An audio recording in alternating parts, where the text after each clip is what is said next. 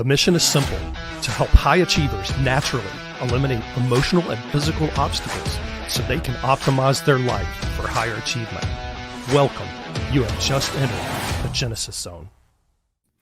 Good day and welcome to the Genesis Zone show. This is Dr. Brian Brown. Thank you for taking time out of your busy schedule to join us on this beautiful Thursday.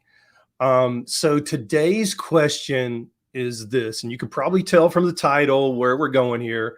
Does diet matter in mental health treatment? Well, I'll go ahead and let you off the hook. You better believe it does. In fact, diet matters in just about every condition related to the human body. And it's probably one of the very best prevention tools that anyone has in their armament to use for bettering their health.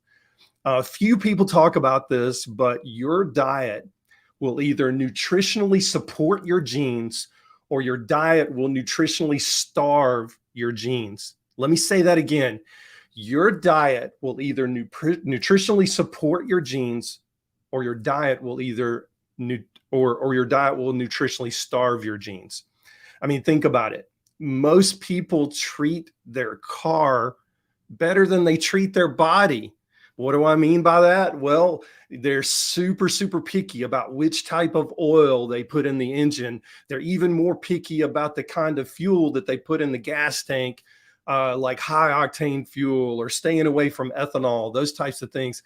And I know, in this day and age of fossil fuel hatred, so to speak, you may not be able to relate because you're driving an electric car now, but maybe you can relate to the fact that some people treat their pets better than they treat themselves. I see this over and over and over again. Why do we as humans self-sabotage our bodies by putting garbage into them? I don't understand it. I do have to be honest with you. In the past, I've been guilty of doing this myself. I did it for many years until I wised up. Now, all this being said, when you've struggled with depression and anxiety for 16 years and was on 9 different antidepressant medications like I was, you start looking for better solutions. And I've been off of that now for well over a decade. And thank God I have, because it's really changed my life. But diet was a huge answer for helping me turn my mood around and getting off of medications. But if I'm being completely honest with you, dietary changes for most people are a hard sell in the clinical setting. At minimum, people have what I've come to affectionately call a microwave mentality. They want a quick solution. They want to be able to put their problem in the proverbial cogs of the medical machine and poof, 30 seconds later, they have a great outcome. Dietary changes take work, and they sure as heck take longer than 30 seconds. So why are dietary changes, or any lifestyle change for that matter, difficult to modify? Well, most people have what we call cognitive bias. Every single person walking on the planet has cognitive bias in some way, whether it be the culture that they came from, whether it be the foods that they grew up eating, whether it be the things that they do on a day-to-day basis, that those daily habits.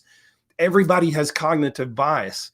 Now, cognitive bias is where people deviate from rational judgment or decision making due to the subjective experiences they had prior to being introduced to a new way of doing things or a new way of thinking.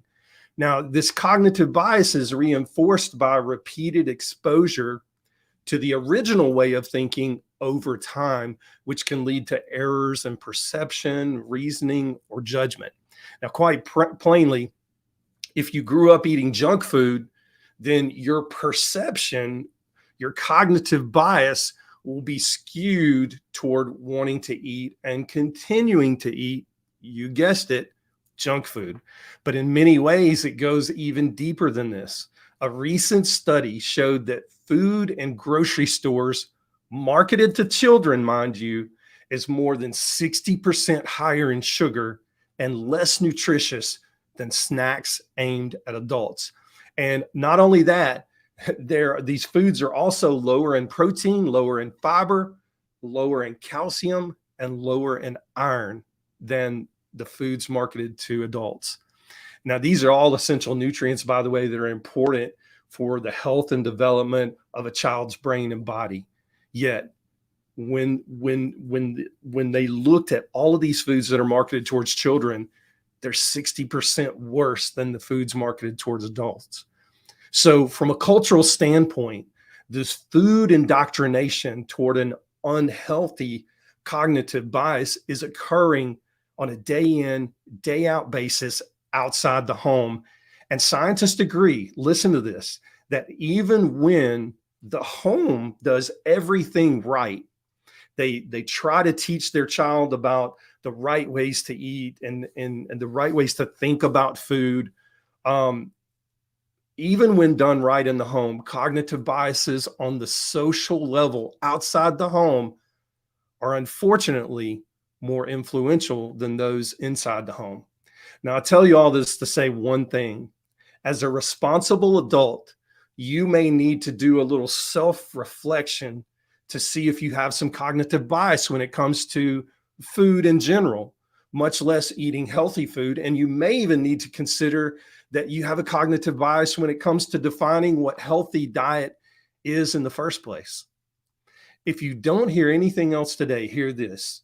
You can change your cognitive bias for the good toward healthier ways of thinking about food and healthier habits.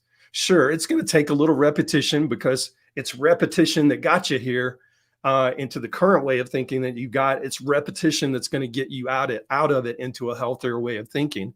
And it's going to take a little bit of work, maybe even a little bit of hard work. And nobody likes to hear the word hard work, those two words. It's just like evil for some reason, but it's worth it in the long run. Now let's talk about specifics when it comes to diet and mental health issues. Recent studies have found that since the pandemic, people have been more isolated in general. We've heard these studies. We hear it on the news all the time.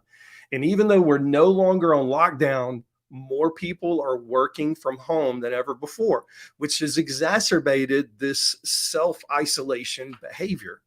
Now, one study found that adolescents who had good social eating behavior, meaning they shared a meal with friends at some point in their week, were less likely to suffer from depression or anxiety. And even though parents don't like to hear this, the study actually brought out a big difference between eating at home with parents versus positive social eating behavior with peers, going out to eat with peers. There was actually no comparison at all. The better choice for adolescents is for them to go out to eat with their peers when it comes to avoiding depression and anxiety. And as it turns out, if you want your adolescent to have less risk for depression or anxiety, they do need to eat with friends on a regular basis. Now, unfortunately, this particular study did not mention how frequent that would be. So my advice to you, if you're a parent of an adolescent, is to think about what you did when you were growing up. How many times per week did you go out to eat with friends? Most of the time, it's at least one time per week. You're socializing with your peers and you're going out to eat. So that's a good place to start, in my opinion.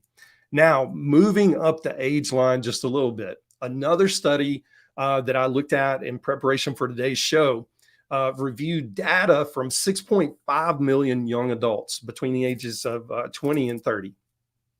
And what they found was pretty astounding.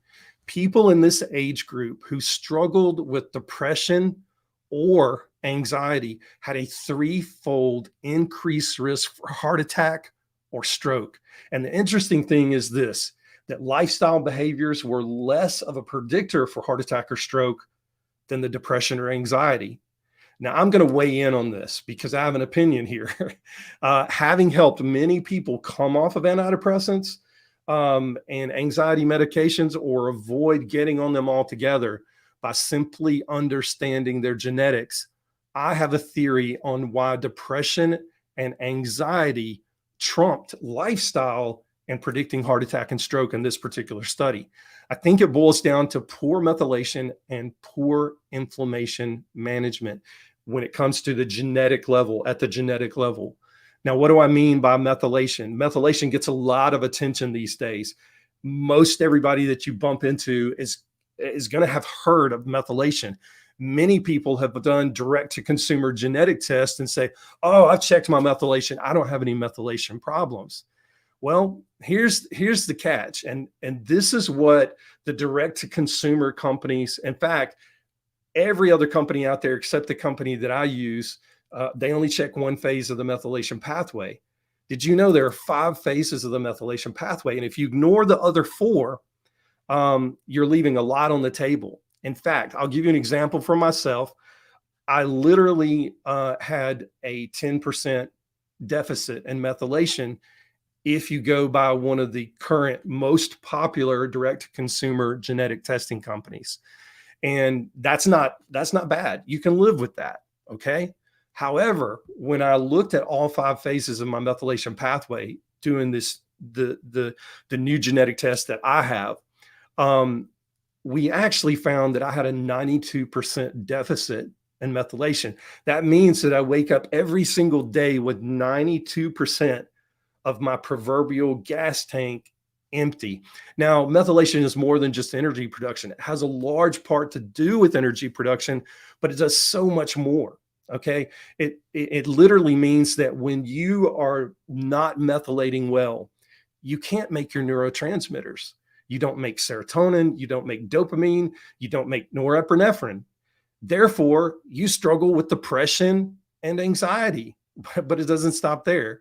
If you're not methylating well, you're also going to struggle to manage inflammation at the neurological level, and you're not going to detoxify well. And there's a whole host, a list of other things. Methylation is involved in almost every single metabolic process in the body that you can imagine. But one of the biggest roles that it plays is detoxifying at the cellular level, decreasing inflammation because of that detoxification, and helping you produce neurotransmitters, healthy neurotransmitters. You might say that if you're not detoxifying well and you have a lot of neurological inflammation and you're not methylating well, you might as well say you don't have a snowball's chance in Hades and getting your depression or anxiety resolved anytime soon, especially if you want to come off your medications. I just don't see it as being successful. People who don't get their methylation fixed and their inflammation genes supported, they end up back on those antidepressants or those anxiety medicines that they tried to come off of, usually very quickly, because they realize that they can't live without them, quote unquote. You can live without them. You've just got to fix the root cause, the true root cause. And the true root cause in this particular case is your genetics and how you came into this world functioning at the epigenetic level. And remember, you've heard me say this in previous podcasts, they're just like light switches, and we can support these genes, the bad genes to turn off and the good genes to turn on. And that's exactly what we need to do. Okay, with this next study, I'm probably going to hurt a lot of people's feelings. After looking at food consumption patterns of over 140,000 people who ate fried foods, and especially fried potatoes, whether in French fry form, say that fast 10 times, French fry form or potato chip form, get this, they're 12% more likely to struggle with anxiety and 7% more likely to struggle with depression. Again, what do fried foods do? They increase inflammation. And guess what? Potatoes being in the nightshade family, and a lot of people are sensitive to nightshades. When you fry a nightshade, it compounds the inflammatory effect. So you get worsening of inflammation, even at the neurological level. If you're one of those people that eats nightshades, eats fried foods, and your joints hurt afterwards, you're doing your neurotransmitters a disservice. I would say this, even though that is a great thermometer for people that are aware of what's going on in their body, most people are not aware of what's going on in their body, and they don't realize they have inflammation because it's the old how do you boil a frog analogy. You gradually turn up the heat. Well, over time, the inflammation has been turned up so gradually, you're so inflamed, you don't even realize that you're inflamed. Okay. So again, 12% more likely to struggle with anxiety, 7% more likely to struggle with depression if you eat fried foods, plain and simple. Okay. In our next study, we get a shocker. Now, most experts have always associated bone thinning or bone demineralization as being a female issue in the aging process. Well, as it turns out, we do know that men can struggle with it, but it tends to be more of a female issue. However, when we look specifically at women who had anxiety disorders versus men who had anxiety disorders, the men had worse bone thinning than women did. Okay. In other words, they ended up with osteopenia, which was a condition, a precursor to osteoporosis, meaning the neck of the femoral head, which is what forms your hip joint. Okay. And it's where most common hip fractures occur. It's right there in the top end of the femur, the long bone in your upper leg. That was thinning at a higher rate than it was for women who also had anxiety disorders. Now, that was a shocker to the researchers that were actually studying this, because they expected to find the opposite. They expected to find that women were going to be worse off than men. However, I do have a little bit of a theory on this one as well. I think men, because they have such higher levels of testosterone, tend to, when they are anxious, release more cortisol. A lot of cortisol released in the body over time because of anxiety will actually demineralize the bones. And I think that's the process that's going on here. So anyway, take that for what it's worth. That's just my opinion.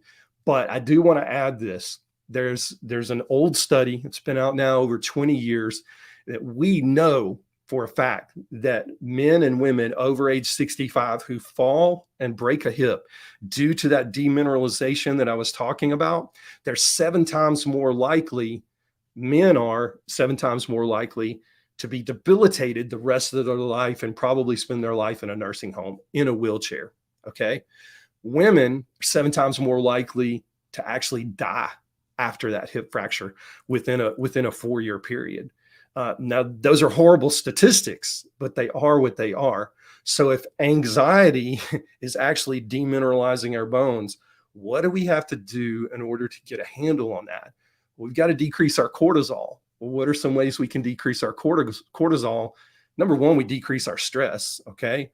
But number two, we work on things like meditation and breathing exercises to decrease our anxiety, which will decrease our stress, which subsequently decreases our cortisol. We also have to look at the food and the dietary things that we are putting into our body that could be aggravating these cortisol issues. For example, alcohol. Alcohol can aggravate or elevate cortisol levels. Sugar can do that. Corn can do that. Gluten can do that. And these are just a few things that can elevate your inflammation in your body and subsequently your cortisol. Okay. So if we can avoid that cortisol release, then we're doing our bones a favor. All right. It's not just related to anxiety, but it's definitely related to diet. I'll wrap up with these last 2 studies because they're related. Both of these studies looked at diet and risk for Alzheimer's disease. Now, the short story is this: those who ate a Mediterranean style diet had a 17% lower risk for developing Alzheimer's. Okay. Researchers went on to say that those who ate a traditional Western diet were at significantly greater risk for developing Alzheimer's disease. So my question to you is this: do you want to make changes in your diet now? Or do you want to just keep cruising on the way you've been cruising on and play proverbial Russian roulette with your health? Because in my opinion, that's what you're doing. You're setting yourself up for depression. You're setting yourself up for anxiety. You're setting yourself up even for hip fractures. And we've seen that here today in the studies that I've gone over. So we can change these things. Yes, it goes back to the cognitive bias, and we've got to constantly challenge those old biases to create new biases, but it is worth it. That's all I've got for today. If you're interested in understanding your genetic landscape so you can understand how to get a handle on your just general health and well-being, prevention, a prevention plan, or you're one of those people that struggles with a moody brain, what I call a moody brain, where it could be depression, it could be anxiety, it could be brain fog or memory issues, and you just can't quite put a finger on it. I recommend getting your genetics checked. Okay. There are ways that we can look at your genetics and we can develop a plan to help you nutritionally support through lifestyle and diet changes, through supplement changes, to be able to support those genes so that they can function at their highest capacity.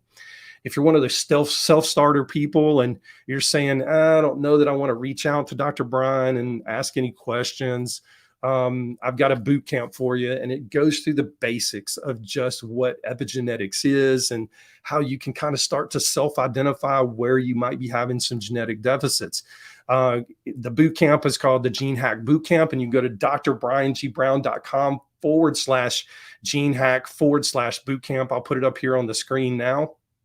So feel free to go there, drbriangBrown.com/gene hack/boot camp.